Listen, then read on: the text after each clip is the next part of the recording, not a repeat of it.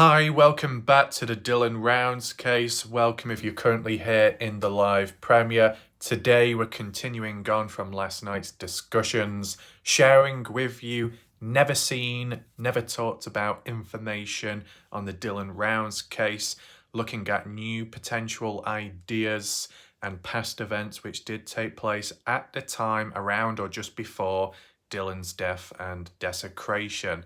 We try and piece it all together to make sense of what really went down and who truly was responsible, and if there were any more additional names out there which have not been looked at that much. And in today's video, we're continuing that on top of looking at some new information. We're going to be kind of piecing it all together and arranging it onto the map of previous knowledge and what we've recently heard about. Is going to be summarized and somewhat compressed onto the map regarding the 28th of May 2022, when what went down with Dylan Rounds and how he was taken from this world. We're trying to get an idea of who was where at what time, with the phone pings of what we've previously known of and much more, right? And then it might help people further understand and those in the background catching up, because it's all told visually, like a story upon the maps. What we're demonstrating today is stitching it all together. We've used a scalpel back then, separated things, heard about stuff bit by bit. Now we're kind of piecing it all together once again, okay? As we do go throughout this video, be sure to share your thoughts, opinions, and reactions on the case, what we currently know of and what we have recently learned as for new information, okay? Once again, shout out to Corey for her elaborating and explaining points, as well as her comments from last night's video. We will be taking a look at them very shortly, as well as looking at additional comments too, to see if there's any questions that need to be answered or additional information. By doing that, it will allow people to join on in, and then it will set the record for when we move forwards onto the maps. That's the order what we're going to do today. If you haven't already checked last night's video out and you want the full details there, new information on the case, be sure to check the link down below in the pinned comments section, the pinned comment with some additional links as well if you wish to view them too. It's worth catching up on last night's video. Make sure not to miss out, so then you understand the full picture, and then today's video will make more sense as well, okay?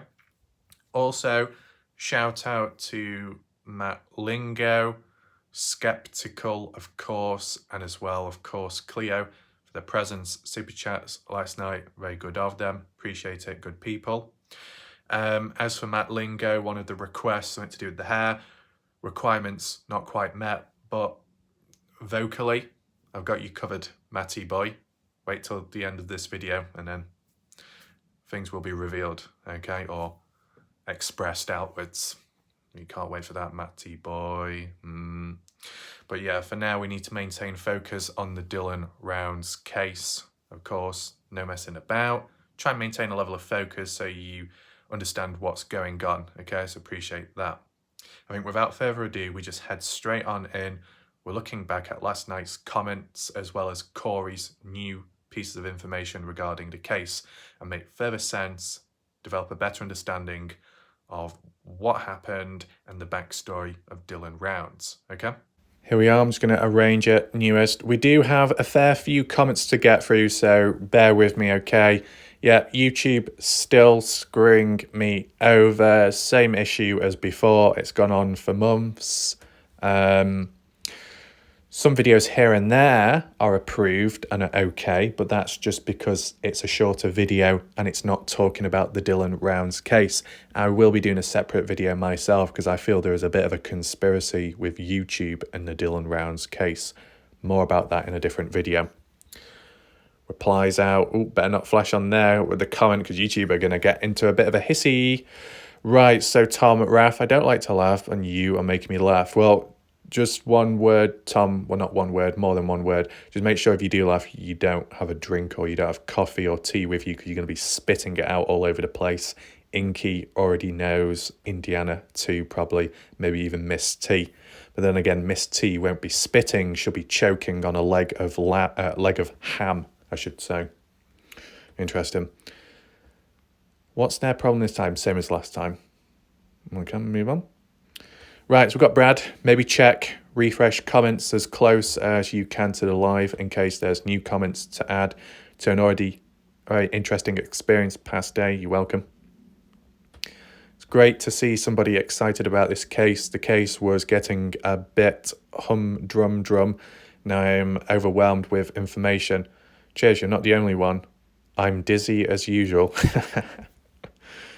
Lol, happy days. Correct, when Warlike Ref is happy, I'm happy. I just freeze a lot.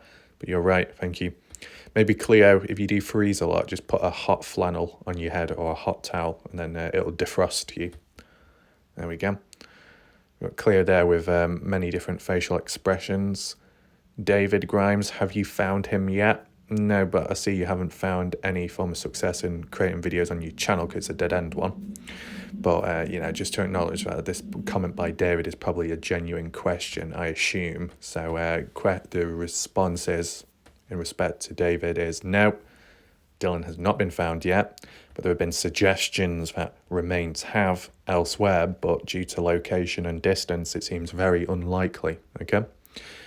Christy, beautiful thumbnail, Rafi. Yeah, so you check out last night's thumbnail. It's gone a bit more visual and glittery. No, don't be too confused. Don't go down the wrong track. No, it wasn't the Zav Girls video. It was mine, just with a more colourful, hippie, happy thumbnail this time round, okay? I mainly did that just because of the text itself. The titles and the thumbnails don't always pop in colours, so I had to change it around the tone. And I think it worked in the end. Certainly, yeah. Maybe I'll do it again, just see what colour tone we've got, which palette.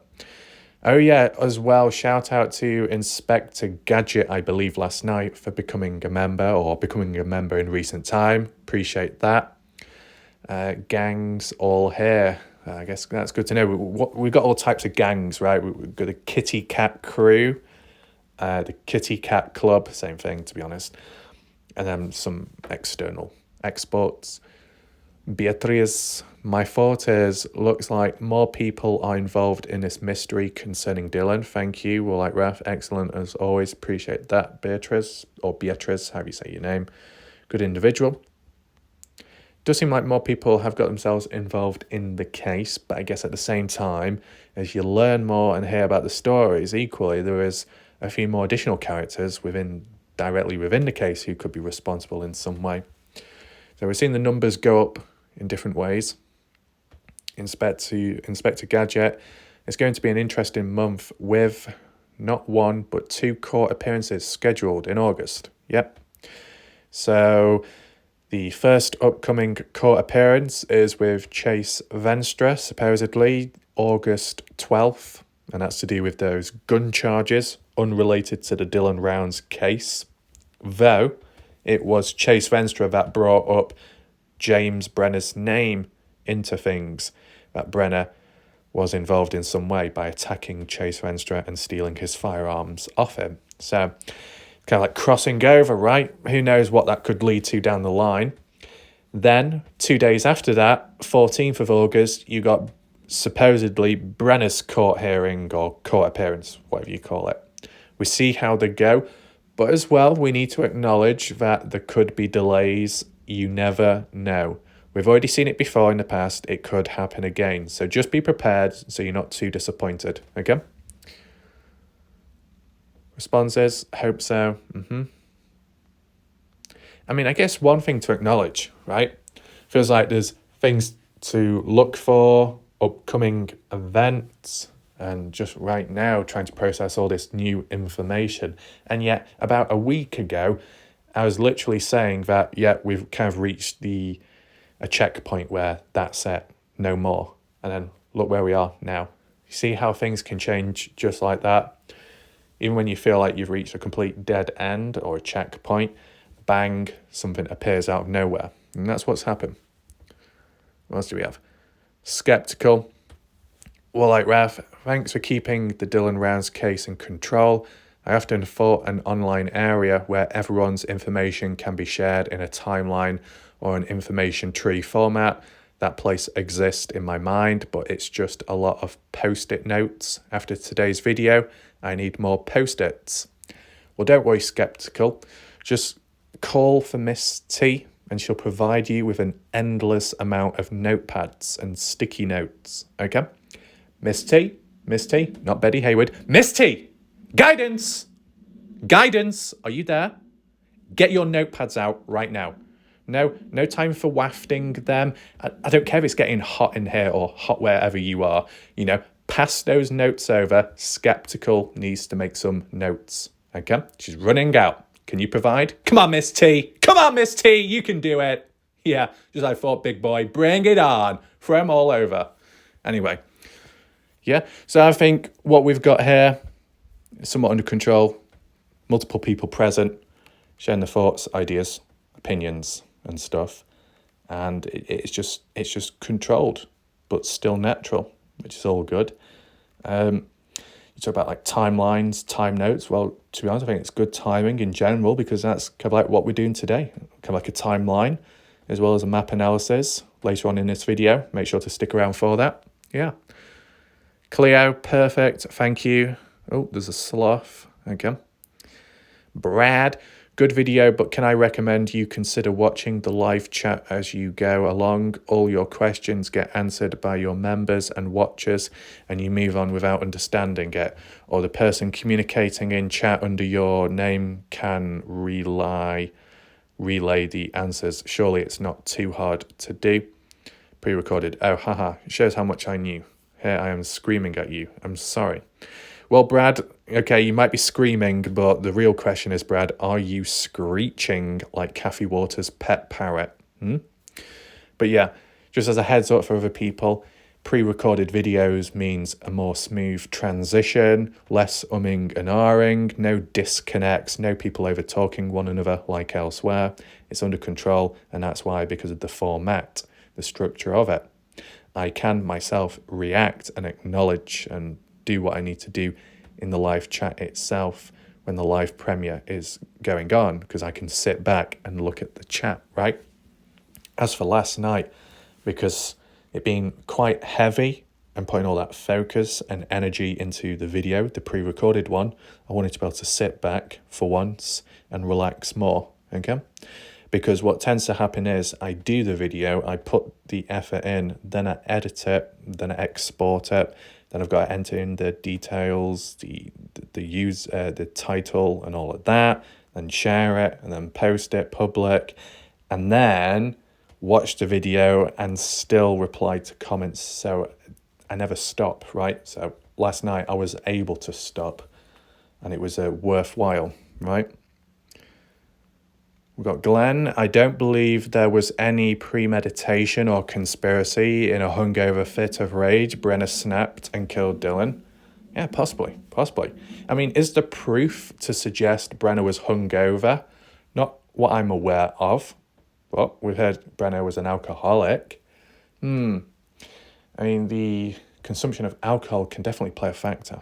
And of course, Glenn, we did a video back then looking at these factors, motives to why Brenna would do what he did, right?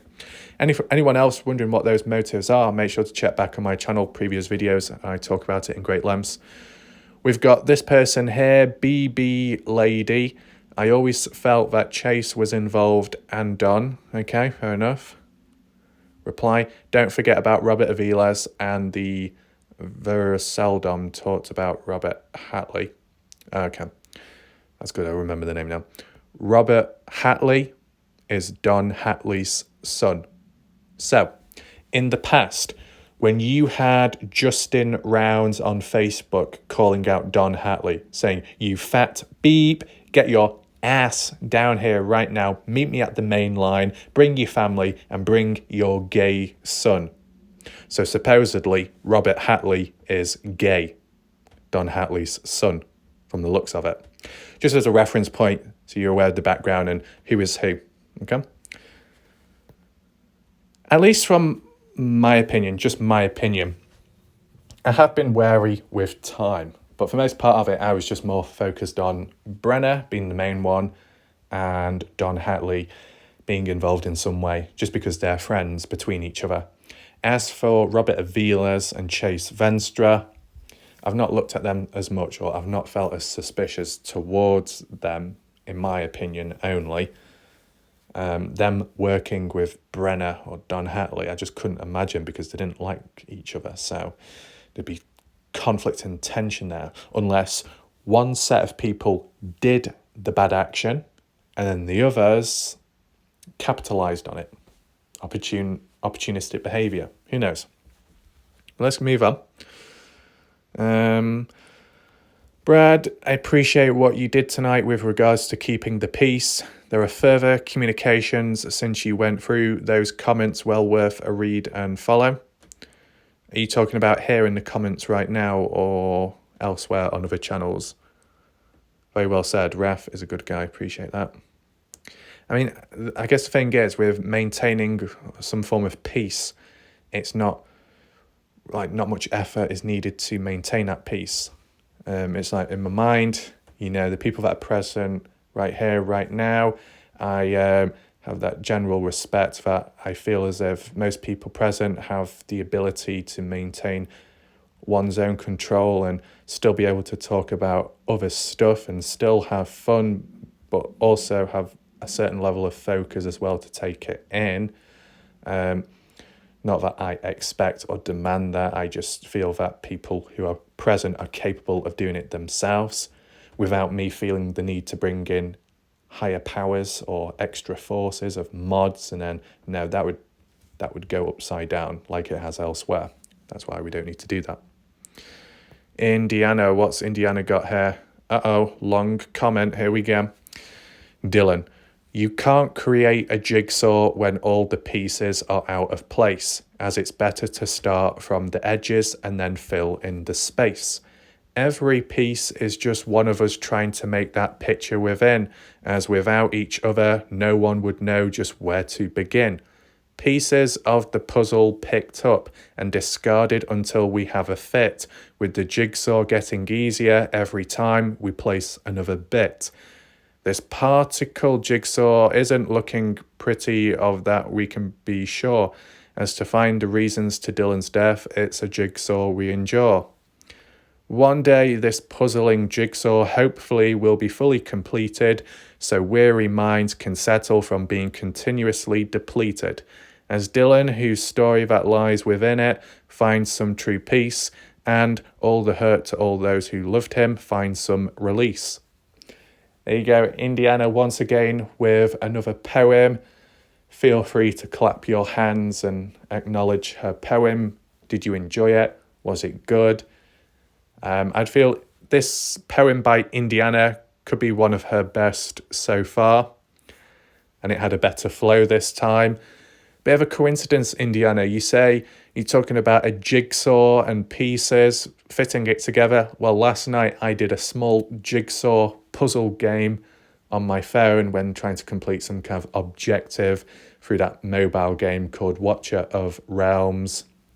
With being a content creator on Watcher of Realms, tried to do a jigsaw puzzle. It took me 10 minutes. And of course, all the other tryhards and the people that do all the jigsaw puzzles took for 3-4 minutes. Good for you. Did I get anything? I won F all. But it was just a coincidence. Okay. Let's move on.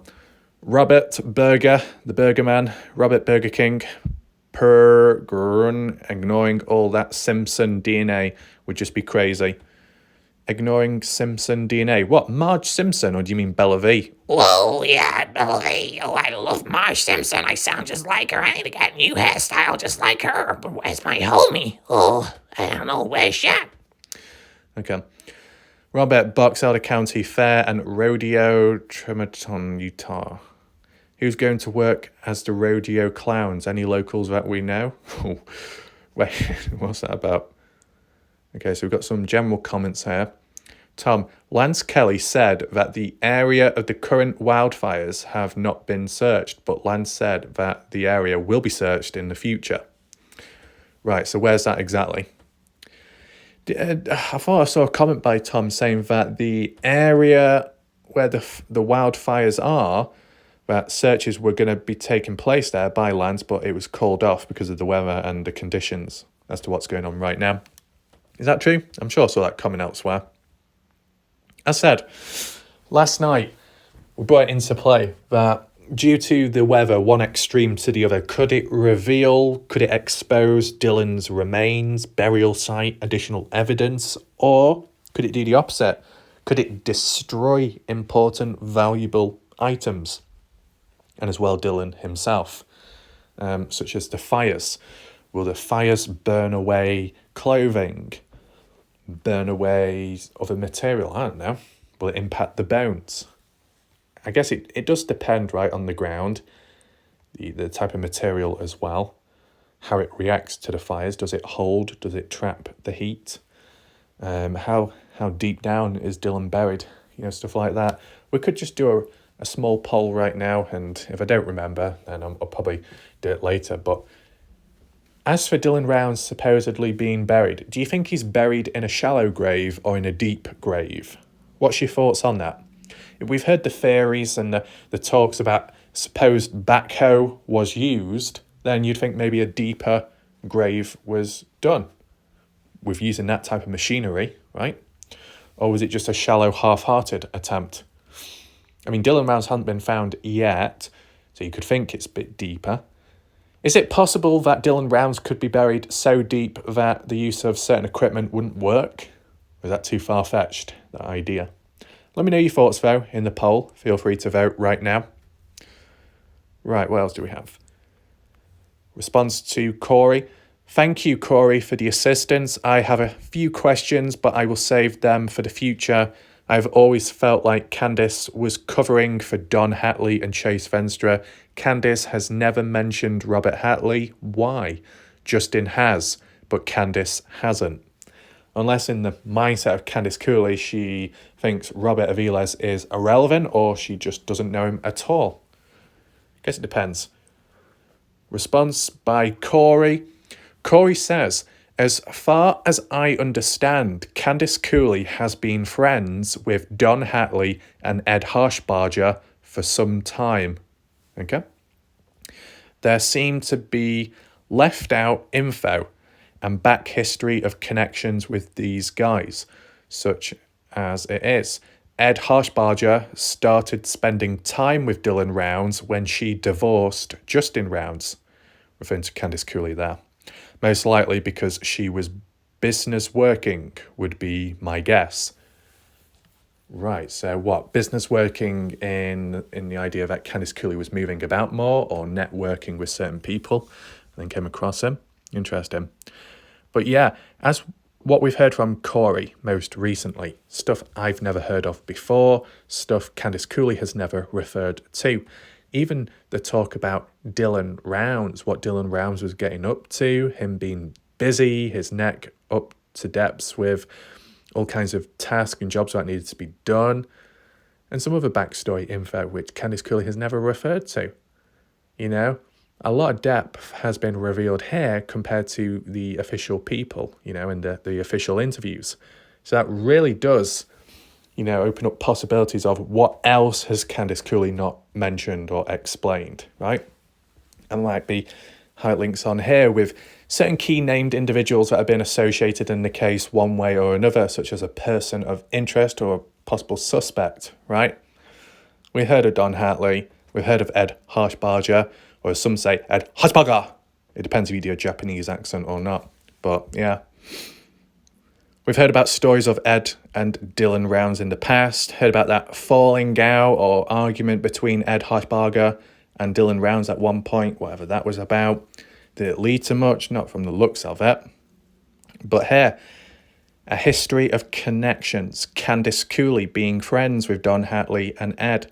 I mean, you think in a way, when Candice Cooley came on down to look for Dylan and see what was up, I do remember Candice Cooley was saying how she was informed about certain events, some things, by Brenner, Don, and maybe Ed, if he was present there at the time, or maybe Kurt. It was like the group of them who we've seen and heard, who were also telling the story to Candice Cooley about background stuff going on. So for Candice Cooley to reach out to those guys or to go in that direction would mean that they're obviously connected in the past for Candice Cooley to hang around them, so she would have an idea of who they are and maybe what they're about. Would Candice Cooley know about their backgrounds and if they've been in trouble in the past? I'm not quite sure. When it comes to Don Hatley, okay, I can understand that more. With Candice Cooley being friends with Don Hatley in some way, that does make sense, because the story that was told by Justin Rounds, wintertime of 2020, Don Hatley was doing some farm work, assisting or helping Dylan Rounds at the time. Don Hatley got involved in some kind of accident. Supposedly a tractor or some kind of vehicle ran over him. He became injured. He was taken in by Dylan's grandparents.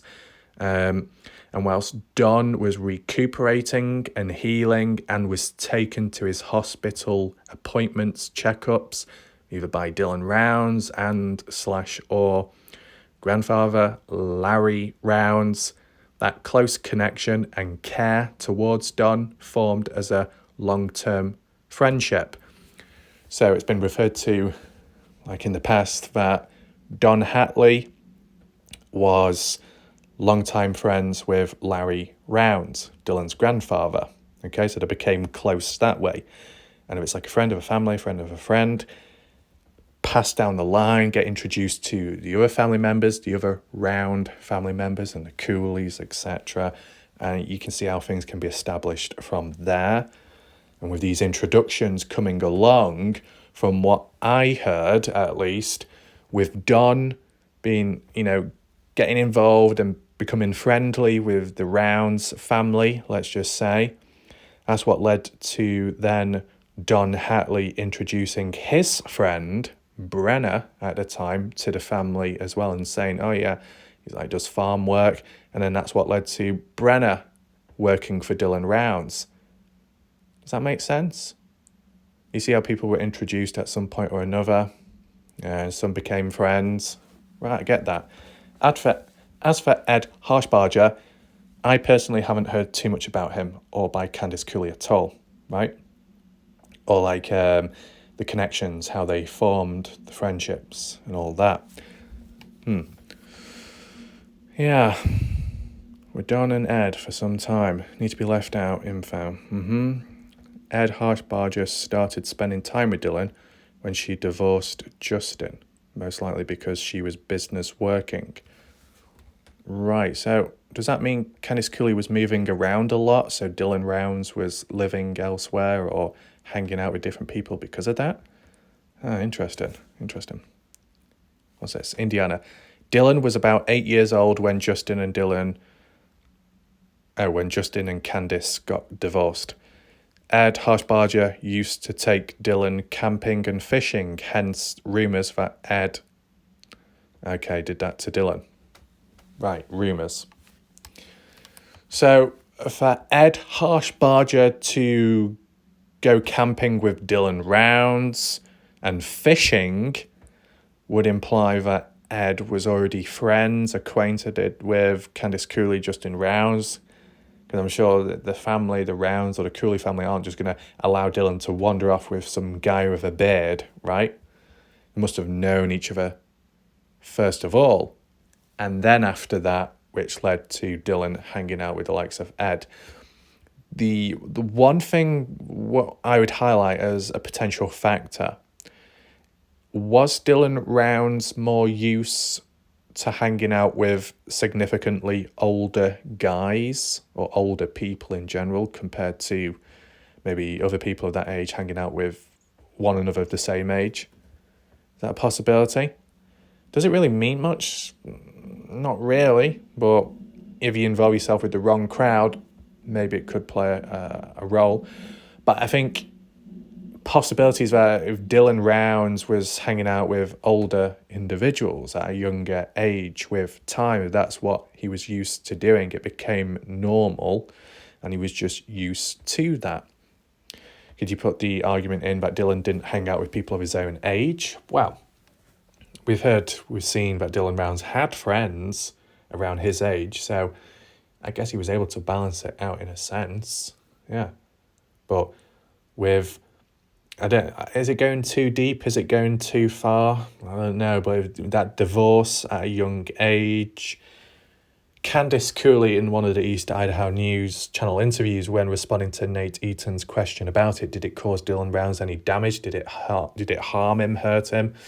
Candice Cooley jumped in quick and said, no, I don't think so. I think he was okay with it. He was fine. But then Justin Rounds popped in and responded saying, well, I think it might have been a bit rough on him. It could have been a bit tough, to go through at the time. It seemed as if Justin was more understanding in that interview. It was just like a little hint, a little glimpse there, right? Don't know if that makes sense to anyone. But could it have caused Dylan any damage? Maybe not, but maybe the divorce was one of the catalysts which then led to Dylan Rounds hanging out with older individuals and maybe seeing them as some kind of role model or looking up to them. I don't know. Maybe with the absence of a strong family at the time, looking elsewhere. But then again, Dylan Rounds doing his farm work, keeping to himself for the most part of it. That form of independence. A little bit mixed all over. Depends how you look at it, right? Is that for there? Okay. Move on. Tom here saying, in response to Corey, on the theme of humanising Dylan Rounds, please tell us why you and John watched out for Dylan. Okay, decent question. Here we go, Corey, saying, thank you for asking. I will try to tell you we had a soft spot for Dylan Rounds because we encouraged the 3 children we have to get an education and not farm. It is rough to make a living in farming and hard work. Dylan needed a sole direction. He did not want to go to school, and he had already had massive background in farming, far beyond his age. The only reason the property was bought out in that area was to help a few people like Ed Harshbarger, Don Hatley, and others make an honest living. Okay, that's interesting. After 30 years of watching many scammers and worthless workers, we were introduced to Dylan Rounds. He, in fact, looks so much like the youngest boy in our family. They could be twins. Not the same age as the youngest, but looks very much like brothers. Dylan was a little stubborn at times, but John Sheldon, is not the type to yell or scream. He is very slow to angry and always willing to explain. We let the kids learn at their own pace. Dylan had the basics down. He just needed the help to make it all come together. John worried he had taken on too much for his age. We thought Ed Harshbarger and Don Hatley were stable. That turned out not to be the case. Children are everything in our thinking, so one more calling and needing help was not a problem. That's life. Glad we had him in our life for a short time. Right, so that provides yet more backstory. Corey's comment being very helpful here in understanding a bit more backstory to Dylan Rounds, who he was surrounded by. And I think one of the key positives here with Corey's comment and Corey and John Sheldon at the time for what they did with Dylan, helping him and being kind, etc., is that all we've ever heard over time is lucin equals death trap, surrounded by criminals, a complete disastrous place of desolation, destruction. Dylan Rounds booted off into the wilderness, the desert, no hope, no chance. That's basically what we've heard, right? Just a bad place, bad people, rough, a complete mess. But whether it be people in the area or their presence nearby, such as Corey and John Sheldon, helping out Dylan at the time, enabling him to grow and progress onwards, despite Dylan, being of that age, learning as he goes along, I guess, being kind of pointed in the right direction too. And the likes of John being patient and understanding towards Dylan, whilst at times Dylan appeared maybe overworked or didn't want to upset people because Dylan cared, still wanted to get the job done, still wanted to be passionate about farming and try and do the best he can with the right people being around him. Dylan, in a way, was in good hands, though. The good thing mentioned here by Corey and how it's worded correctly is that they felt that the other individuals present physically, the likes of Brenner, or more so Don Hatley, that they appeared somewhat okay back then, but down the line, they themselves saw a different side too. So it shows that naturalness, okay, their trust or their basic interpretation that the people present in the area seemed okay, seemed harmless, but you never know what's around the corner, and they weren't anticipating what was to come next, which is understandable as well. Is there anything else we need to go over here? I mean, I don't want to add the point on from my point of view because it could cause issues, but I wouldn't be surprised if there's some people out there that read this and interpret it as that in the eyes of other people out there, other people might suggest and say that Corey and John Sheldon took greater care and put more effort and looked after Dylan more than some other people did out there. That's not coming from me. That's what other people are likely thinking out there. But looks like Corey and John did a good job to the best of their ability back then when they were able to. So that should be acknowledged, as well as Corey for reaching out in the first place and sharing this information so we get a better understanding, right? So despite some of the dodgy people in Lucin, unaware to the likes of them at the time, their presence somewhat nearby, you get a better idea. But what did I want to look at here? I don't know if there's anything that stood out to me here. Soft spot for him, looking out for him, I get that. Needing direction, being able to progress onwards. Yeah, that was the key thing, where Corey says the only reason the property was bought out in that area was to help a few people like Ed Harshbarger and Don Hatley and others make an honest living. So I assume the property bought out, you're referring to where Dylan's farm is or was, right? Okay. Ed Harshbarger, Don Hatley. So did Ed Harshbarger do work for Dylan Rounds? I mean, yeah, I've heard of Don Hatley and Brenner doing work for Dylan. The only other question I have is, was Don Hatley in Lucin before Brenner was? I think that's the case. Thinking back to wintertime of 2020, Don Hatley working for Dylan or helping him in some way, then the injury, then being introduced to the family, getting on well, getting in their good books, things being okay from there on, then Don introducing Brenner to some of the family, and more so introducing Brenner to Dylan Rounds that way, which then led to Brenner working for Dylan Rounds. That form, that what you got, like food chain of introducing one another. Now, just a quick question, Corey. You say Ed Harshbarger as an example to help make them and others make an honest living, and then you go on to say 30 years of watching many scammers and worthless workers. Is that what you mean later on by you weren't expecting the likes of those named individuals to turn out that way as well? Is that what you were referring to or not? Because when it comes to Don Hatley, supposedly, Corey, Don Hatley, after Dylan's disappearance, I believe, Don was supposed to be looking after the north pivot of the Grangehead property owned by some old guy at the time who was still around.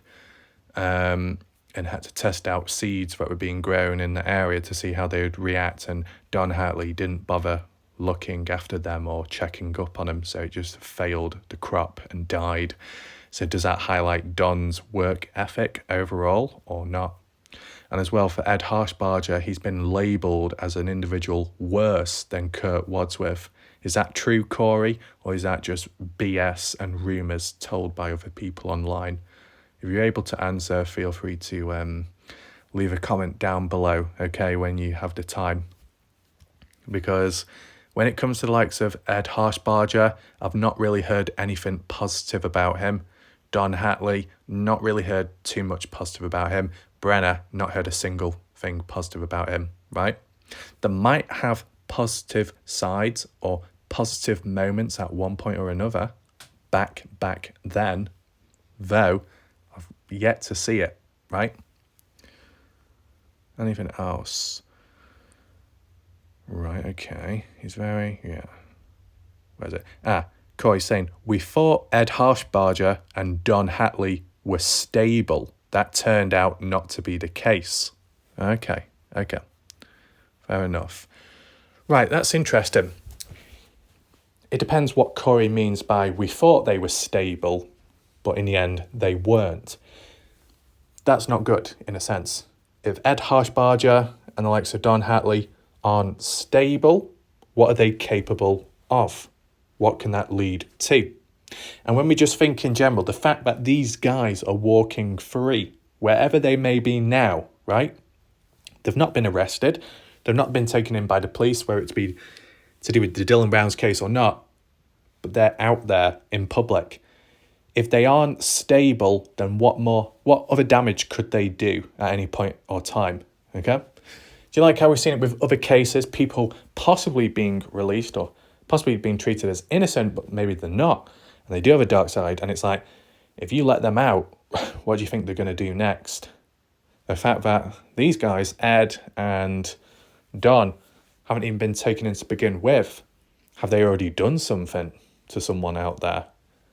I don't know. And Corey, if you're able to, feel free to explain by what you mean to do with Ed and Don not being stable. Do you mean like physically unstable, mentally unhinged? Have they done anything during the Dylan Rounds case or just before that to suggest or to acknowledge to you that they have lost control, that they are dangerous?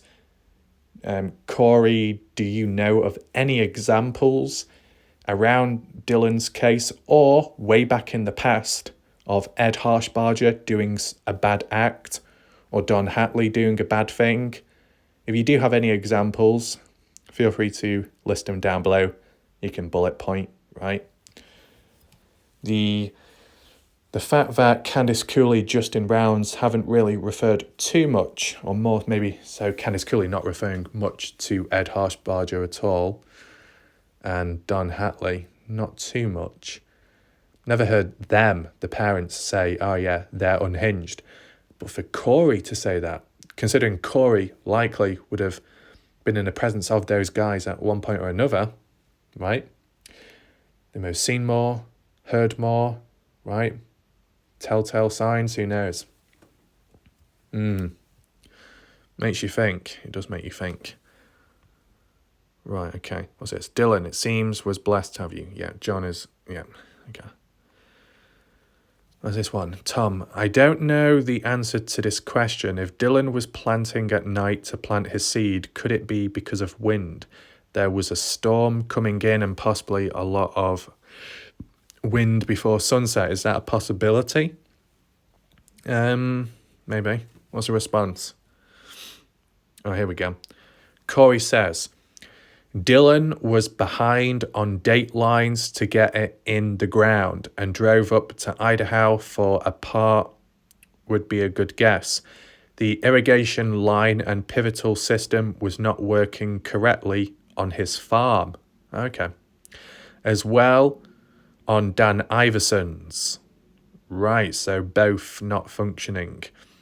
So that would be my guess. As Kurt Wadsworth said, Dylan had made a run out to Dan Iverson in the morning of the 27th as well, before going to Idaho. Don't know why. Well, I believe Indiana could add on to that, because I did see a comment by Indiana in recent time, and I think she was referring to that that Dylan made a run out to Dan Iverson in the morning of the 27th, and it was at 10 a.m. Something like that, 10 a.m. possibly. And then going on to Idaho to get some spare parts. I think even if we didn't know the precise timing or time stamps, I think to summarize it, the day before Dylan was taken out, and maybe the day before that, basically Dylan was running about like a madman, not literally, trying to do this piece of work, that piece of work, on top of his own plans, whilst also maintaining fixing stuff, the pivotal systems not working, both Dan's and Dylan's own, having to fetch around for parts, going up to Idaho to get hold of them. A lot going on, maybe a bit stressful. And then the factor of the storm, rain coming on in the following day, it's like, well, I better hurry up and also get on with things. And maybe, just maybe, okay, if Dylan Rounds wasn't so busy on the day of the 27th, if Dylan had time to do some additional seeding and the ability to park the grain truck in the grain shed, maybe Dylan would never have been murdered the following day. And we have said that poll in the past, and it's been kind of in consensus.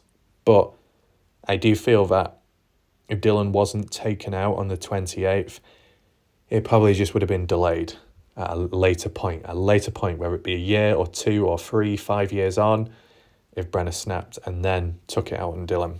So I think the inevitable would have happened, but the timing may have been delayed. That's what I would say. Apologies. Yeah. Right, so once again, stuff I've never really heard or seen before. Wow. Irrigation line pivotal system not correctly working. Is that because it was leaking? I heard some people in the past say Dylan Brown's pivot was leaking. Is that what ties in with this point by Corey? Having to fetch pieces, fix it up, repair? Possibly. You see it kind of coming together now, make a bit more sense of all this. Okay. Badger Life. Robert Aviles is listed as an inmate in Elko, Nevada. Okay. That's helpful. That's good to know. Okay. What was Robert charged for? Was it to do with firearms? Possession of firearms or something? And anything to do with substance usage or in possession of it? Can't remember. Corey, another comment here. Corey says, sorry for the confusion within the comments. I tried to answer all last night, was late as it is now. Time issue and summer work and kids and etc. work. There are other questions I answered to the best of my knowledge in the video over the past 2 days. Yes, I don't always keep things in order, but I do the best I can. I'm only human and relay or misspelled. Sorry, I'll try to do better next time. Too hard to answer in live chat and I simply can't clear, explain or have the time. That's fine, it's understandable. So the key thing, Corey, is you do what you need to do and you do what you can when you have the time. You don't have to rush it, just take your time, like explaining or typing a comment, etc. I know there'll be people out there that will rush others to get to the point, but it does no good that, right, in the long term. So it's good of you, Corey, to leave these comments, and for most part of it, they are understandable. And for me, at least, to be able to acknowledge that you might have mixed some things up, and then for you to acknowledge that too, then it shows that we're still on the right track and the same wavelength. So it's under control there. I understand that it's hard to keep up with the live chat, such as like now. I do understand that. And to be honest, the format, the structure you have taken upon yourself, Corey, was the right decision. As for leaving comments down below instead of the live chat, in case anyone wondering why is it important that the way of doing it is because when it comes to the live chat, not everybody keeps up with the comments because it's a constant flow of them and it's real time. You try referring back to them, it's hard to navigate. But if you got the comment section down below in the video area, it's easy to find, easy to locate, it stands out a lot better and it remains there. It doesn't disappear, it's always there. And that's the positive. So Corey did the right thing leaving the comments there. And as well, I feel it's probably the best format as well. Yeah, you get those other methods of videos and styles, etc. on other channels, but to be able to leave comments, everything you feel within and think you can put out onto paper or digitally speaking, right? You have the time to think, the time to type. You're not rushing, you're not up against it. You're not having to over talk, over speak with someone. It's just you, yourself, and the keyboard, and you type when you're ready and, put everything that's on your mind onto what's on screen. You've got the options to auto-correct and to type out and then retype afterwards, whatever. Edit comments as well if you feel the need.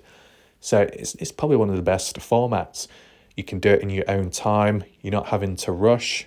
And there's higher chances of accuracy when you've got more time to think, right? So, yeah, Corey did the right thing. So far, I sense Corey is a good individual. Okay, so far. Understand? Okay. So, let's just see what else. Corey also says, and I want all to know that a lot of this research and court info have come from some very good people who spent hours and hours making calls, doing interviews, back-checking and verification of people and times and dates. I would never have been able to find puzzle pieces without their help. That's a fact. So, whoever those people are in the background, okay? Just as a brief question, Corey, not that you have to answer it, but when you say that there are other people out there, very good people spending hours and hours making calls and doing interviews, are you referring to locals? Or are you referring to YouTubers or ex-YouTubers? Just out of interest, okay? We've got Ty Corbin as well. Is this the real Ty Corbin? Yeah. So real Ty Corbin has popped up saying to me, Raph, you are the modern day Sherlock Holmes. Maybe you should forward your newfound evidence to the FBI. When you do, make sure to tell them to do their research. What was the response? Tom Evans calling Ty Corbin a prat in capital letters as well. Okay, so that's pretty straight to the point. There we go. So there won't be any language barrier problems there. But yeah, so we've got Ty Corbin's comment here. If I'm Sherlock, where is what was it? Watson, his name? I don't know. He's the guy with the dodgy moustache. Where's he at? I mean, to be honest, Ty Corbin, if I did go to the FBI and told them how to do their job and tell them how to do their research, they'd probably appoint me head of department in a matter of seconds and give all the cases to me and say, wow, like Raph, you're the head of the FBI right now. You need to interrogate and involve everybody else right here, right now. The CIA have nothing upon you, man. The CIA, the Pentagon are crumbling with jealousy, pettiness as well. Was that Warlike Raph has to establish the FBI International Space Program to find and prolong the search of Betty Hayward in space because Betty has gone missing, trying to look for ice cream, trying to avoid Miss T's hemorrhoids. Goodness, I think get some cream and that should get the job done. Okay? What's that? BJJ expert Nance. Dance with Nance. Yeah, dance in the dark. I don't think that'll go well. I'll probably fall over a broomstick or something. Hopefully you don't sit on it. That'll be bad. Well, come on, Nance. Join the FBI, man. Come on, Nance. Get your patch and your badge right now. Button up. Suit up. Get ready. The case is ongoing. Ty Corbin, if you want to tag along as well. You might start the lower area, the department of the FBI, but I'm sure you'll work your way up with a bit more research. You'll get there in no time. Huh. Yeah, anyway, let's just bring ourselves back down to reality and bring in the gravity. We got Jacqueline. Such a pile of new information tonight. It's going to keep me busy going through it all again. Thanks to Corey for her input. Yep. Tom, I praise you for giving us this platform. You're welcome. There we go. I mean, despite YouTube being a complete idiot right now, at least YouTube still enable people to upload videos in some way or another to cover things. That's some positive, I guess. Right, so it looks like we have reached the end of the comments, we reached the end of the line here. As for the information we've looked at today, once again, very interesting, provides backstory to Dylan Rounds, a better understanding before what happened. What we are going to do now, though, is look at when it did happen and who was where on the day. So at least what I know of, my previous knowledge and what I've recently learned. If there needs to be a few corrections made along the way, you're welcome to in the chat or comment section. If you do want to add on to, leave comments down below. Let's head on over to Google Earth regarding the 28th of May 2022. Here we are. As you can see, we do have multiple markers all over the place, but don't worry, I can explain it bit by bit. It's more so the red markers are more to do with what I know of already, for most part of it. Okay, like the knowledge of what I've heard of previous. The blue markers are more to indicate what I've heard recently by the likes of Corey. Okay. As for the orange line, as you see on there, was just basically the road, the possible route taken to get from the Lucin area all the way up to Snowville near the Flying J's, Utah. Okay, as we've heard, it'll make more sense. It is tied with Chase Venstra, as some of you will already know. That was just a potential route, and that would take 1 hour 30 minutes, but we can get more into that shortly. As said, we're looking at the 28th of May, the day Dylan Rounds was taken out and supposedly desecration took place. Okay?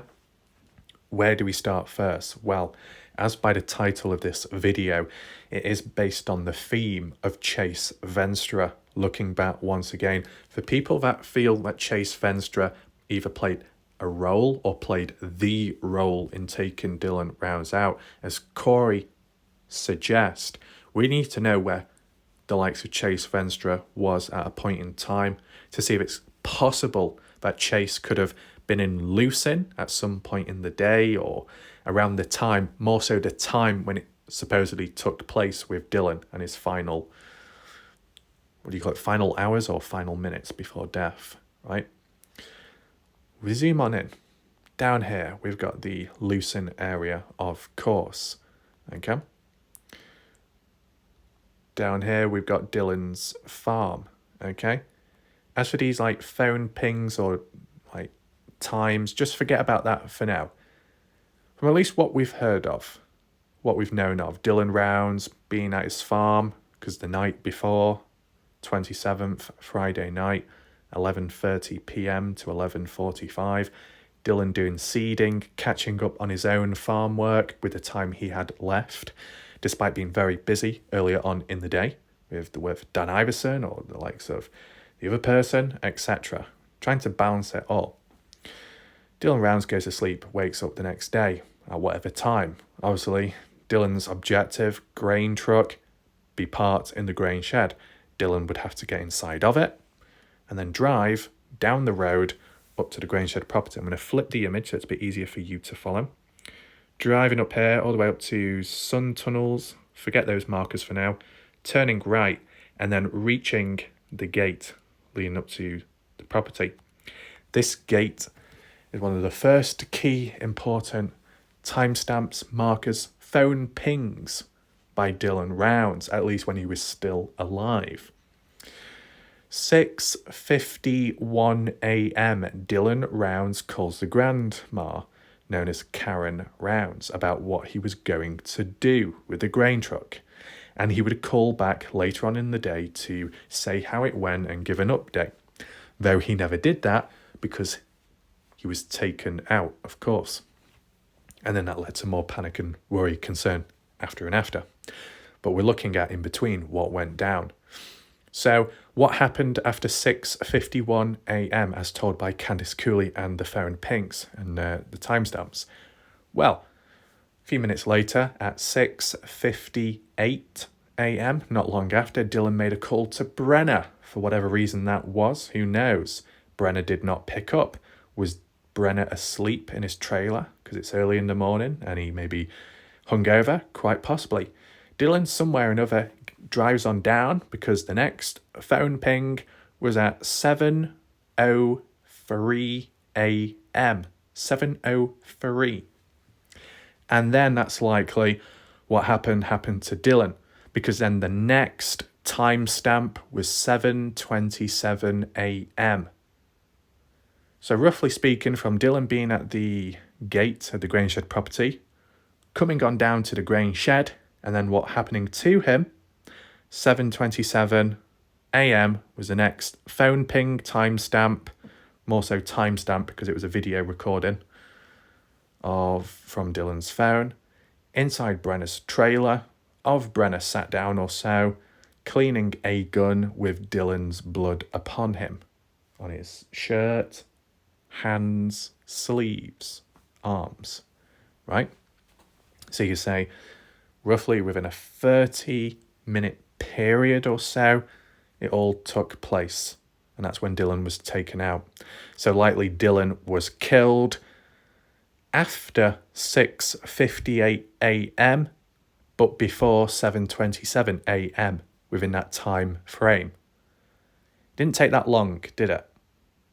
As for the desecration, that could have happened later on in the day. And that's just as equally important, right? To get the idea and the direction of where Dylan could be at. But let's not focus too much on that right here, right now.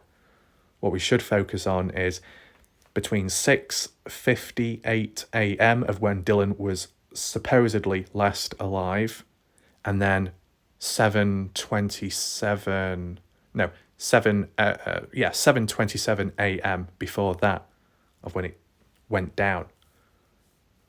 Roughly 30-minute period. In that period, it took 30 minutes. So, we need to look at the other people, such as Chase Venstra. Where was Chase Venstra at the time? And if he was elsewhere, within a 30-minute period, would he have had enough time to get back to Lucin to do what he was going to do to Dylan? Does that make sense? Hopefully. So, we're looking at before 7:27 a.m. regarding Chase Venstra and whereabouts. The story or the knowledge told by Corey, and from what we've heard by Candice Cooley in the past, that further away, the distance, I can't remember what the distance or mileage was it like 88 point something miles from Lucin to Snowville? As for the actual route, you see highlighted in orange there, between Lucin and Snowville, it takes about 1 hour 30 minutes. Now, Corey did say in a recent comment that from Montello to Snowville, it takes 1 hour 30 minutes.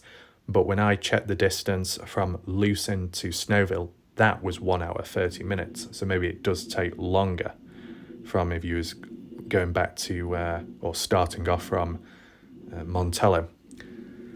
But unless there are alternative, shortcuts, right? I did it on Google Maps and it gave me the fastest route available, supposedly. But I do feel there might be back roads and alternative ways of crossing across to get to the location quicker, right? Feel free to add in shortcuts down below or the true time of a shortcut, okay? For Corey to say that the reason why Chase Venstra appeared at Snowville, how she worded it was, he was seen. Chase Venstra on the 28th of May was seen on CCTV in Snowville late on at night. Candice Cooley back then said that Chase Venstra was seen on CCTV daytime at 7:01 a.m. in the morning. So we've got two different stories, right? But Corey did say But on the same day earlier on, she just got her comments muddled about in the order, the way she explained it, just for context. Corey stated that the reason why Chase Venstra ended up at Snowville was because he got a lift to the place by Robert Aviles. Robert Aviles driving Chase Venstra down to this area. That makes sense. And Corey said the journey would take about 1 hour 30 minutes, and that's from Montello to Snowville. So, Corey, does that imply that Chase Venstra at the time was in Montello, Nevada, when picked up by Robert Aviles? Or are you saying that Robert Aviles was in Montello, Nevada, and then went into Lucin to pick up Chase Venstra?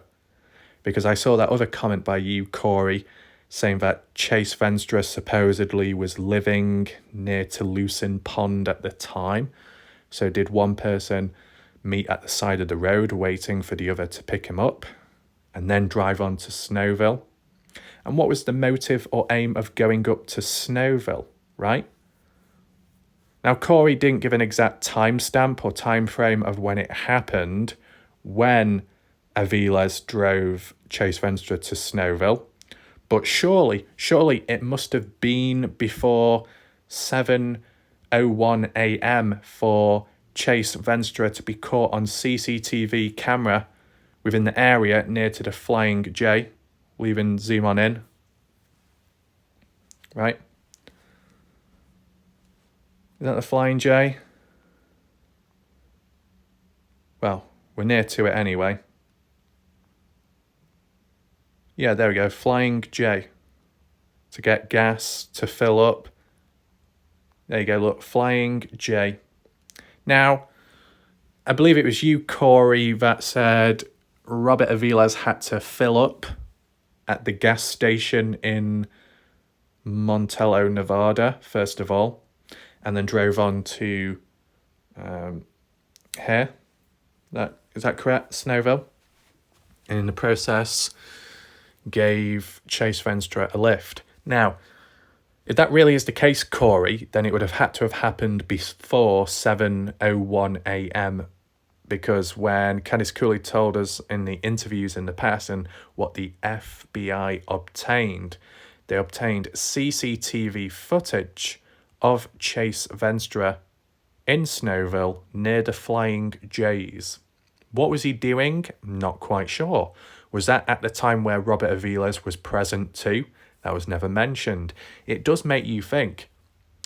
I feel that if Robert Aviles gave Chase Venstra a lift up to here, and it takes over 1 hour 30 minutes, it would have had to have been much earlier on in the day, right?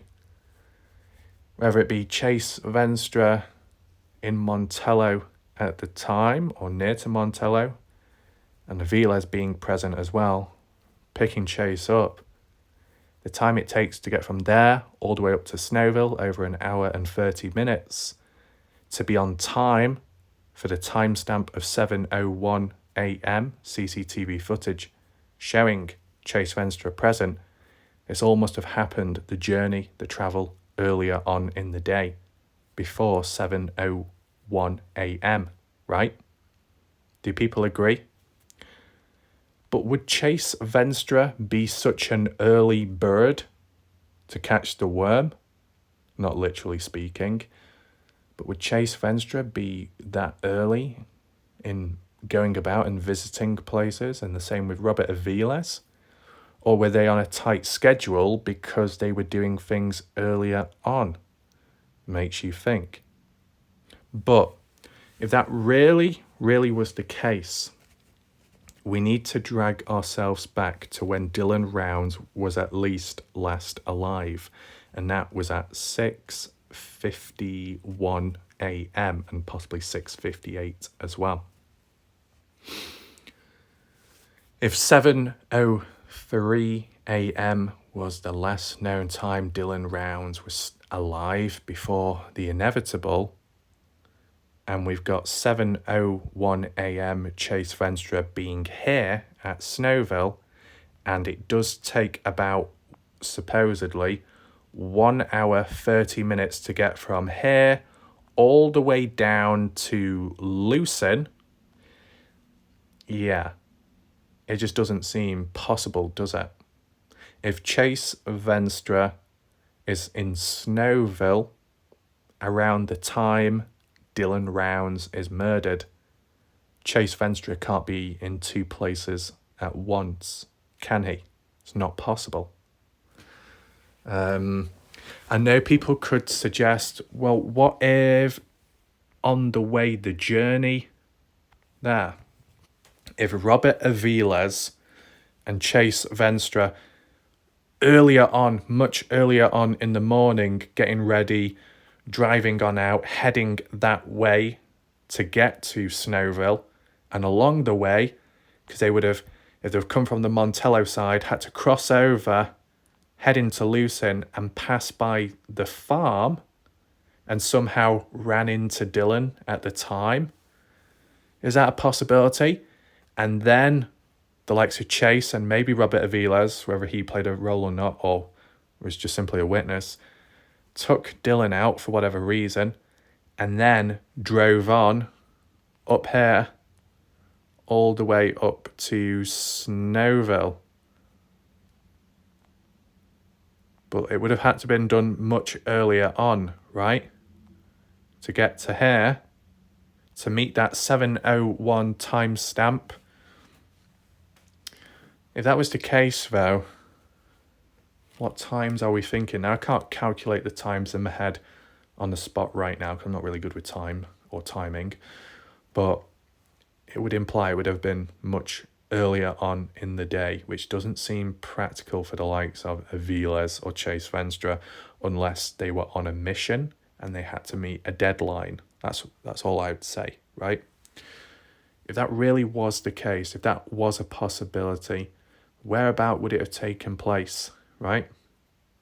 If Chase Venstra, at the time at least, was reliant on getting picked up by people or transported from point A to B, then for Chase Venstra to be in the presence of Dylan Rounds in Lucin, Chase Venstra would need like a getaway driver, right? So you'd think Robert Aviles would be on site at the time it all takes place.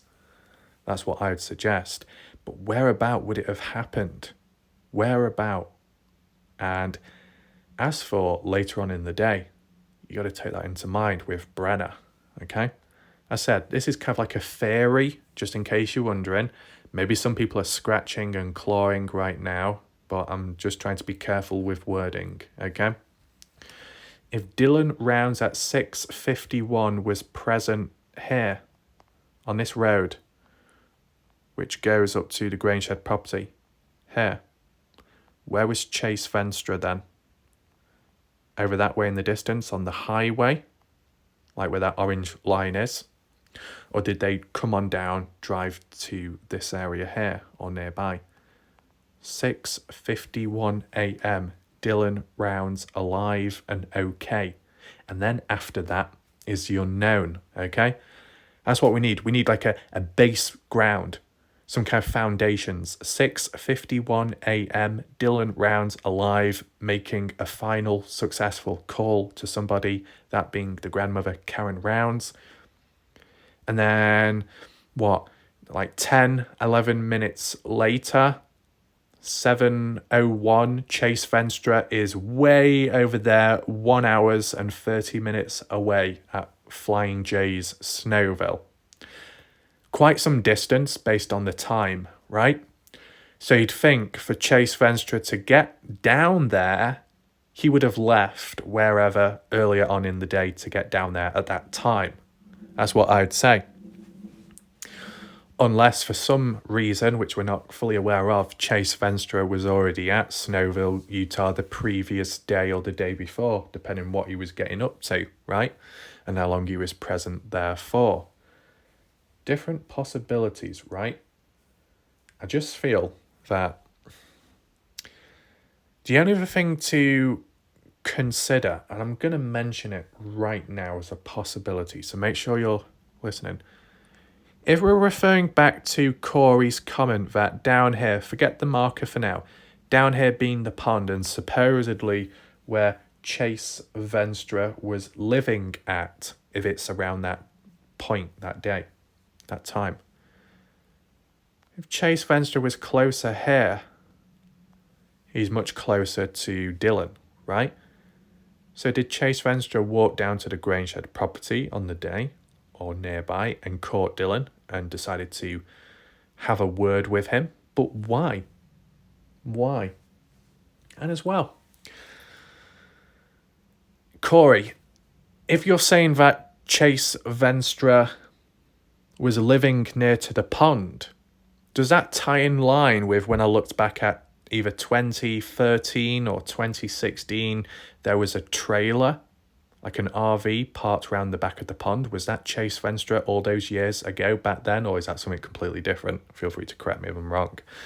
But if you, Corey, are saying that Chase Venstra was living near to the pond within Lucin, Utah, then why does it tie in with reports of people saying that on the 25th of May, a few days before, when Chase Venstra was near Tacoma Road, somewhere down Montello, and Dylan Rounds came across him for the first time, that after that, supposedly Chase Venstra was asking about as to where is Dylan Rounds' farm? I want to go down there. I want to thank Dylan Rounds for what he did. Does that tie in line with wanting to know where Dylan's location was and then going down there and then taking Dylan Rounds out a few days later from the 25th onwards up to the 28th? Supposedly Chase Venstra asking about. I've only heard that from online. It could be BS. If anyone can clear it up, feel free to do so. But if it was true, then it could tie in line with a motive behind why Chase Venstra wanted to locate Dylan Rounds, find him in the Lucin area eventually, and then that's what possibly could have led to Dylan being taken out. But if we tie in with what Corey said, that Chase Venstra was near to the pond area, then technically wouldn't Chase Venstra know where Dylan Rounds is located if it's kind of closer to the area of like the Grangeshed property and stuff? Surely you would have seen Dylan more in the area if you're closer to where all it's taking place. Yeah. Different ways of looking at it, right? But at least 6:51 a.m, Dylan Rounds alive and well. Then after that point, up to before 7:27 a.m, that's when he's not so okay. I think what I was going to add in as well, that if and if only Chase Venstra, whether it be the motive of coming on down to the area to maybe thank Dylan Rounds or have a word with him, or just for the simple fact that supposedly Chase living in the area nearby and then coming on down, is that what led to Chase Venstra taking out Dylan Rounds and then quickly being picked up by Robert Aviles and then driving on to Snowville over there to avoid detection, to get away from it? You could think that if Chase Venstra is already nearby the area, ambushes Dylan Rounds, then gets picked up, speeds away. But as said, by including the distance from Lucin all the way over there to Snowville, it takes 1 hour 30 minutes. If at 6:51 a.m. Dylan is okay, and let's say 7:03 a.m. is where it all kicks off or so, to get from here all the way down to Snowville, an hour, taking 1 hour 30 minutes, if that really was the case, by the time Chase Venstra gets down to Snowville, it most certainly wouldn't be 7:01 a.m. It would be something like 8 something a.m, right? It just wouldn't align with itself. So it would suggest to me that Chase Venstra wasn't present at that time for it to tie in line with Dylan's phone ping, Dylan being alive, and then shortly afterwards, whatever happened to Dylan happened. Because for Chase Venstra to be present here in Lucin at that time would mean it wouldn't tie in line with the true timestamp of 7:01 in Snowville, as Chase was officially caught on CCTV in the area. So it would make me believe that Chase Venstra wasn't the guilty one, i.e. in taking out Dylan Rounds, because the timestamps don't match up with one another. If Snowville was more closer to lucin, you could say this person got from here to there and in between did that, what they did to Dylan Rounds. But that's not the case. So I still believe Brenner is the main guy, and I feel that Don Hatley played a role as well. Does everyone understand up to now? Hopefully that makes sense. Now, is there any other markers we need to look at? The other markers I just added back in for a bit of context, okay? After 7:27 a.m., what happened? What happened past that point? We focus more on Brenner for this moment in time, just bear with me. Because after 7:43 a.m., first of all, 7:27 up to 7:43 a.m., Dylan's phone ping remained still. It did not move. So likely Brenner was, in the case of Brenner being the one responsible, if we're jumping ahead, Brenner cleaning up to an extent, as portrayed in the 7:27 a.m. phone recording of Brenner from Dylan's phone inside the trailer, just clearing things up, sorting himself out. And then, after 7:43 a.m., making his way down some way or another down to Dylan's farm. You would think, if Dylan's phone at the time after Dylan's death is in the presence and possession of Brenner, and then that phone just so happens to move on down to the farm, likely Brenner was in possession of that phone from there on, right? After Dylan has been taken out.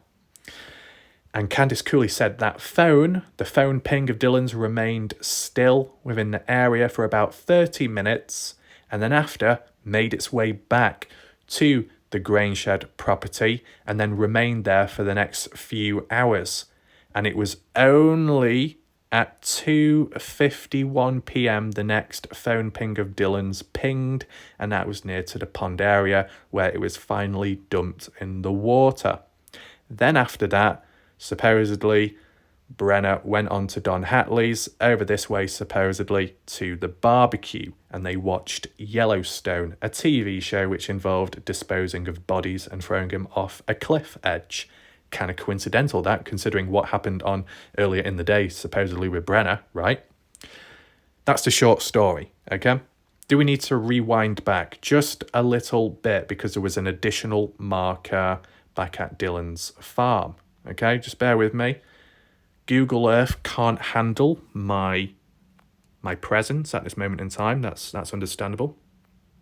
But we move on here because the blue marker, which was mentioned by Corey, highlighting that supposedly Don Hatley and his son, Robert Hatley, and James Brenner, all three of them visited Dylan Round's farm in the afternoon. But why? Why would that be the case? Well, when we say afternoon, are we referring to before or after the barbecue? That's what I'm wondering.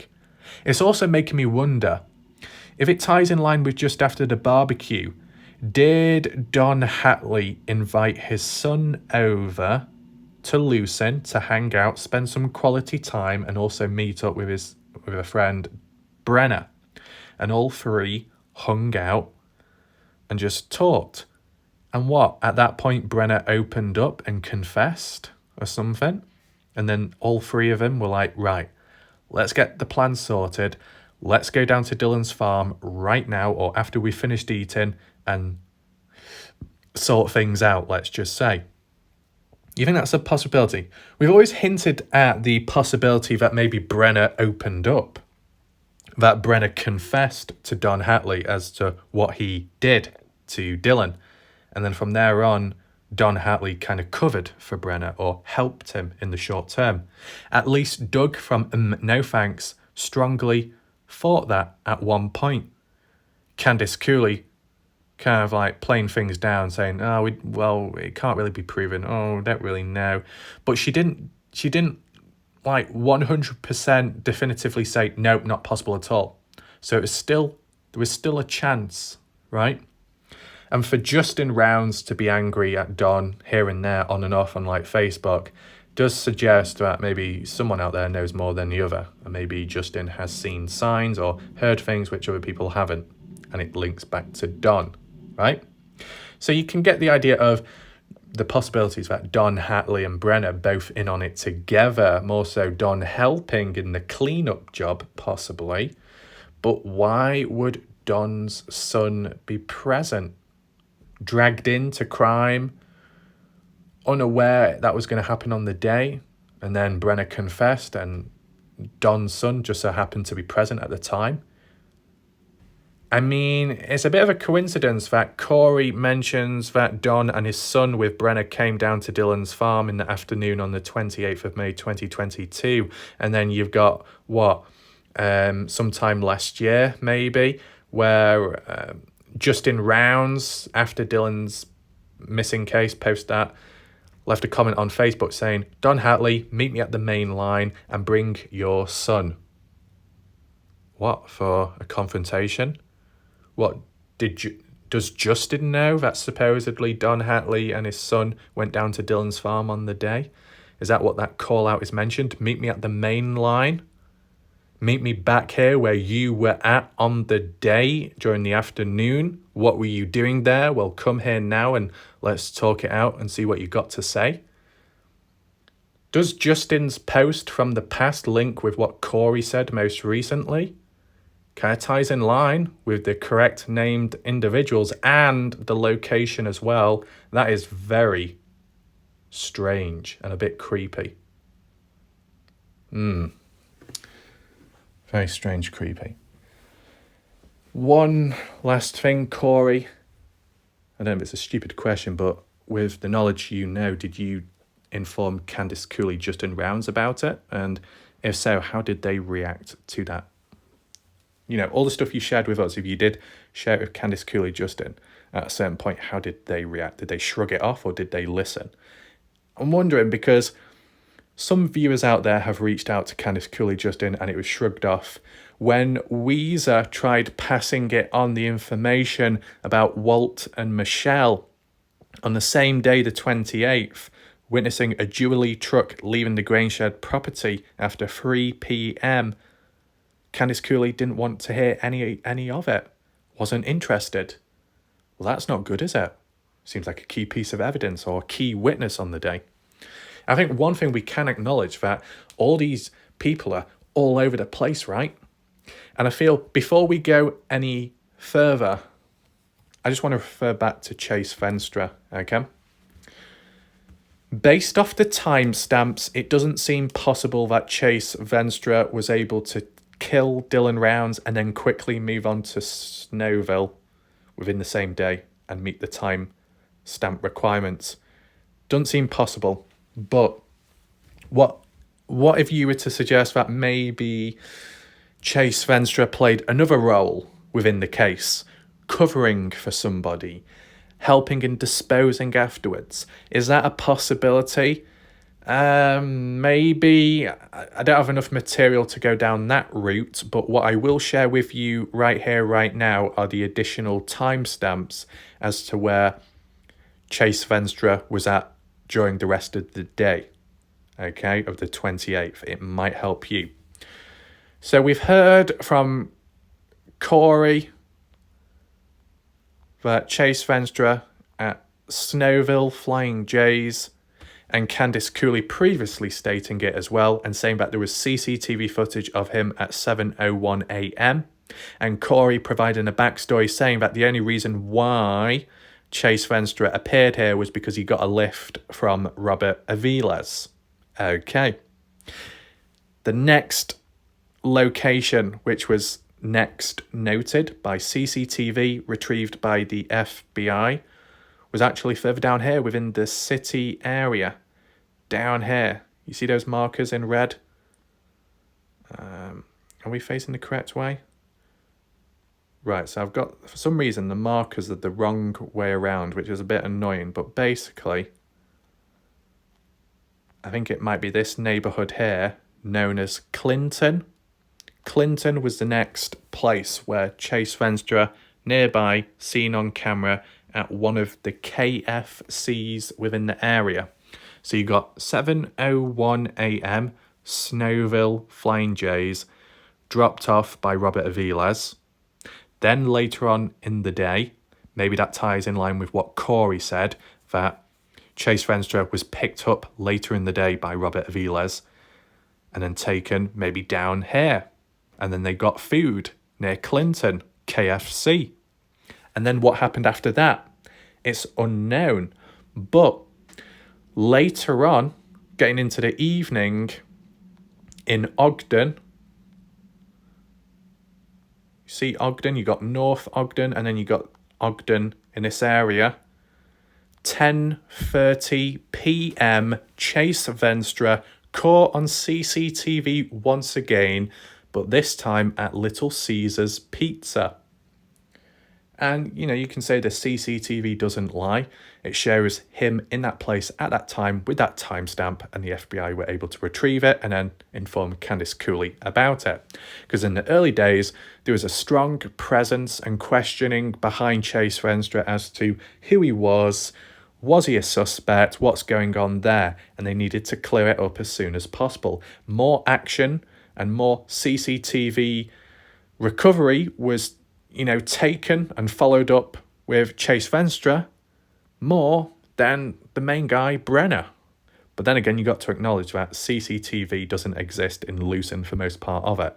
But somewhere like Ogden and Clinton will do because it's more of a developed city, higher population, more electronics, surveillance systems, etc. It makes sense, right? More people, more surveillance, monitoring, police-related stuff, and maintaining levels of order, and just monitoring humans in general, okay?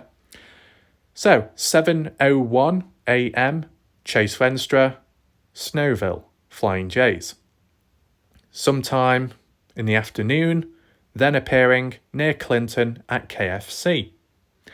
Then later on, 10:30 p.m, Chase Venstra, Little Caesars. My question is to people watching, if Robert Aviles was the one to take Chase Venstra to Snowville at whatever time, and then supposedly picked up Chase Venstra later on in the day, did Robert Aviles tag along with Chase Venstra, such as at the 10:30 p.m. timestamp at Little Caesars Pizza? Basically, throughout the day, when Chase Venstra appeared at KFC, Little Caesars, getting food, getting lunch, then later getting dinner at these fast food places, was Robert Aviles with him at the time? So when Candice Cooley refers to CCTV footage of Chase Venstra at these places, does that also mean Robert Aviles too, despite not mentioning his name? Because if in the first place, for Chase Venstra to get from point A to point B is because of Robert Aviles driving him like a taxi service, well, to get from Snowville down to here, you'd probably need transportation as well. And with Corey saying that Robert Aviles was able to pick up Chase Venstra later on, then that could tie in line with coming on down to here. So then you could imply that the CCTV footage, wherever Chase Venstra was, so was Robert Aviles, right?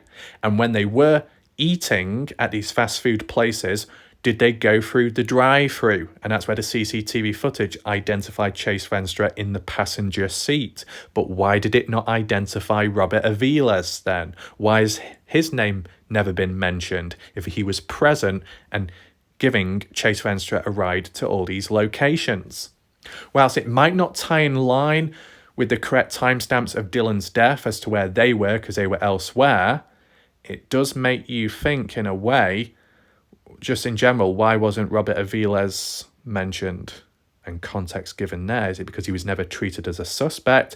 Maybe not, but surely it could have just provided a backstory to explain why Chase Venstra explain where he was at a time and who was with him and how he got there because of that other individual, unnamed at the time, such as Robert Aviles. Does that make sense? Right?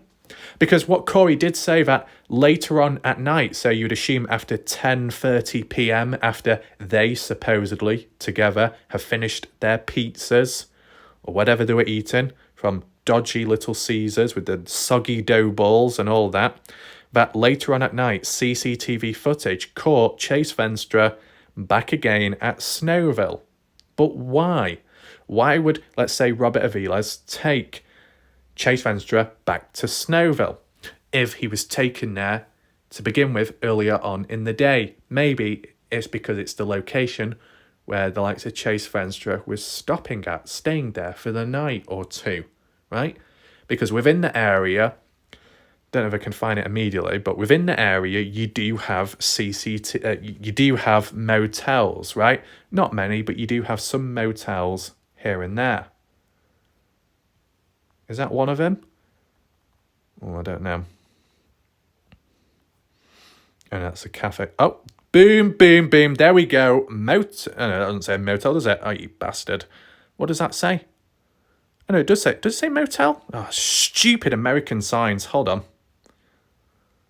What does that say? Coca-Cola, cafe, home cooking, Molly's. Molly. Oh, bloody Molly. Oh, bloody Molly. I don't care about Molly. But yeah, there are like motels within the area. I can't find them on the spot, but I did come across some in the past.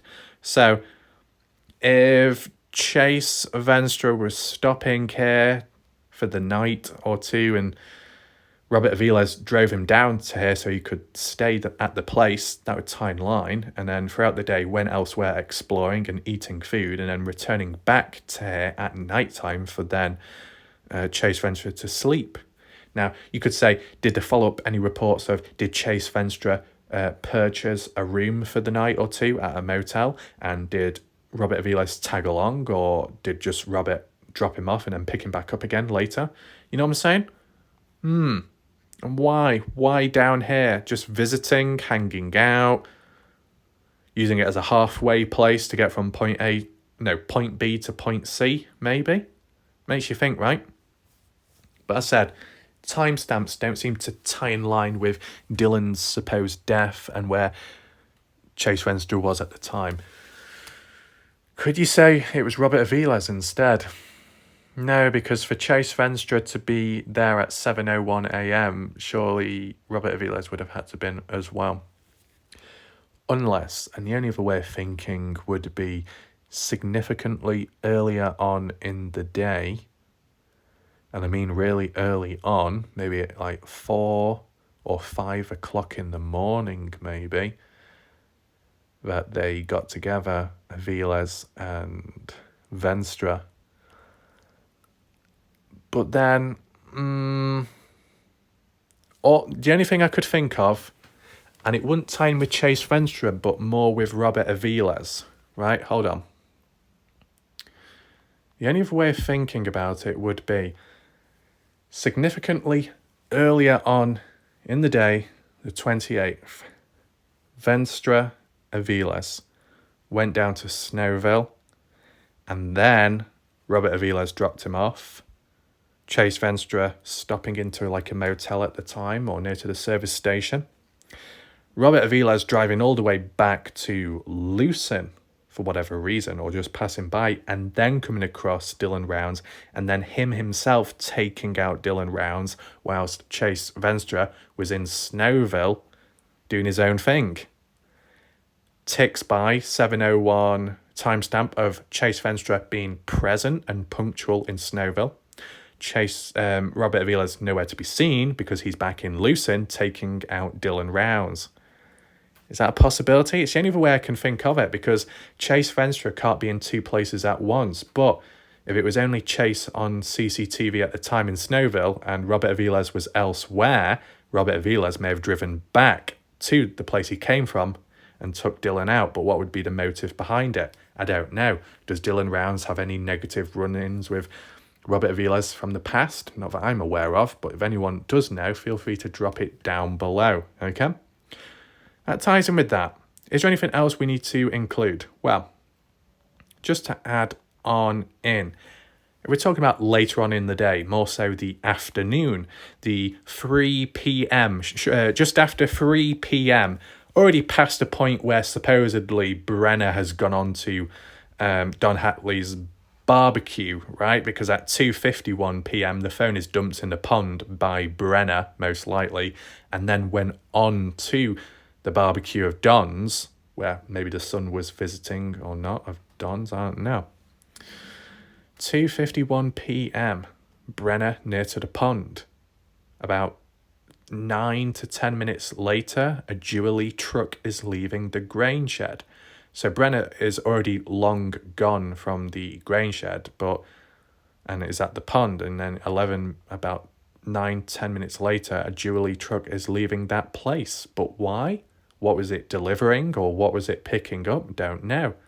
And where the marker is at is near to Sun Tunnels, where Walt and Michelle, a couple, were passing by or leaving the area and crossed paths with the Jubilee truck that passed by, unable to identify who was driving it or if anyone was in the passenger seat.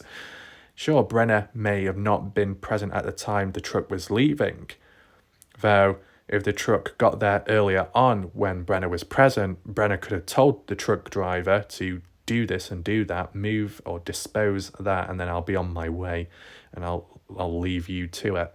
Then Brenner moves away, goes on to the barbecue and as well dumping the phone in the pond, all in the correct direction, and then that individual in the Jubilee truck finishes whatever task that needed to be done, if that was the case, if orchestrated by Brenner, then leaving the grain shed property, coming down south to the Sun Tunnels and then going from there.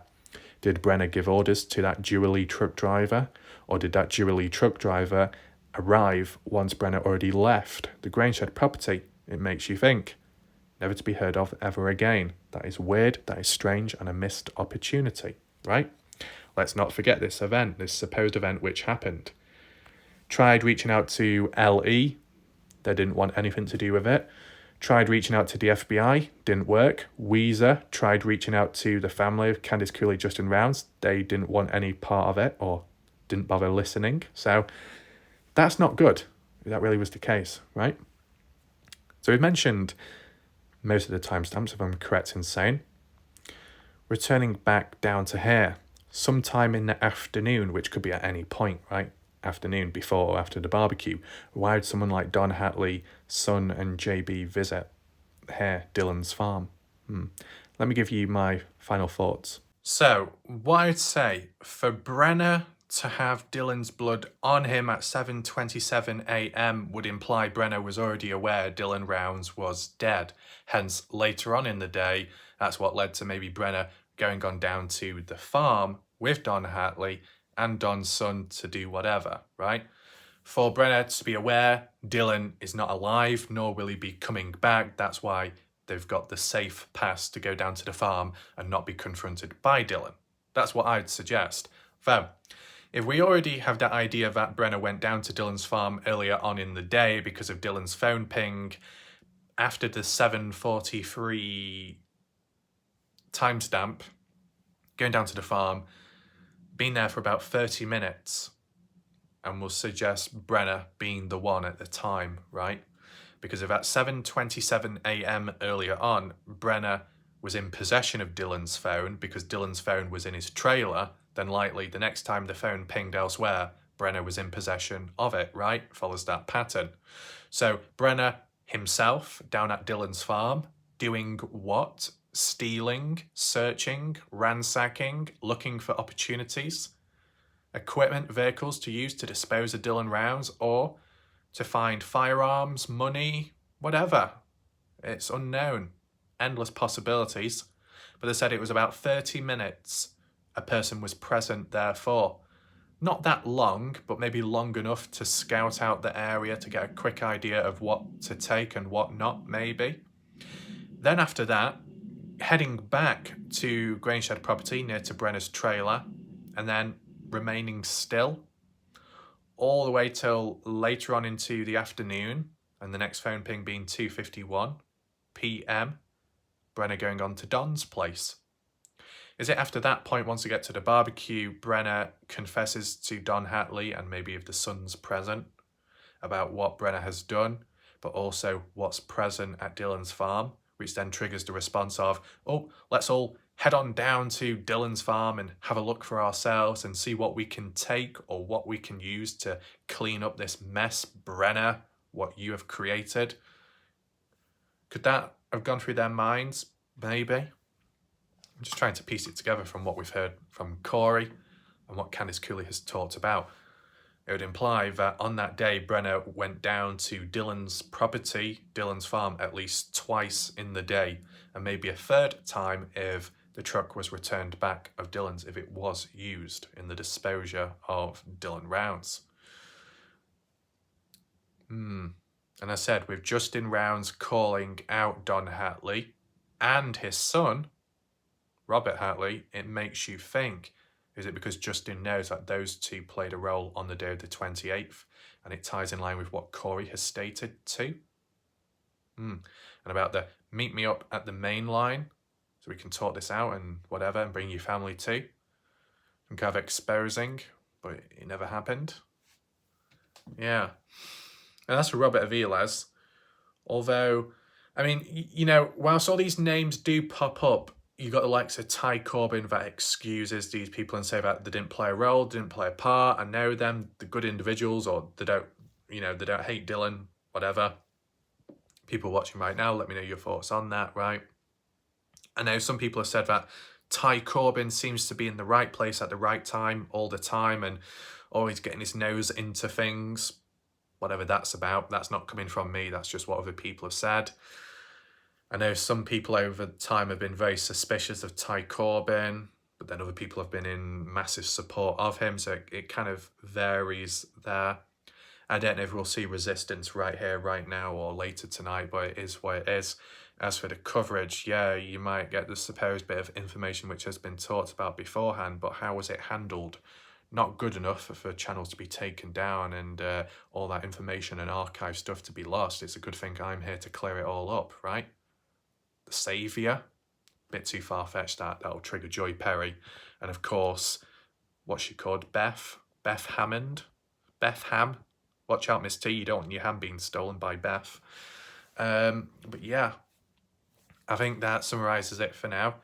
We got the backstory of Dylan Rounds, the farming days, and the other named individuals out there, and motives to why this land was bought out and why it was handed to Dylan, or well, not literally handed, but you know, an opportunity to take ownership of it and then go from there, and then the characters within the area for them to have a chance as well, unknown to Corey and John Sheldon at the time what they were truly capable of.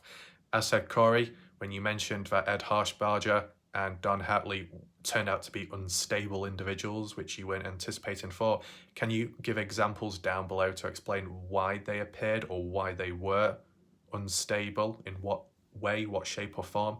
If you can explain, that'll be appreciated. Okay, hopefully overall people understood this video, right?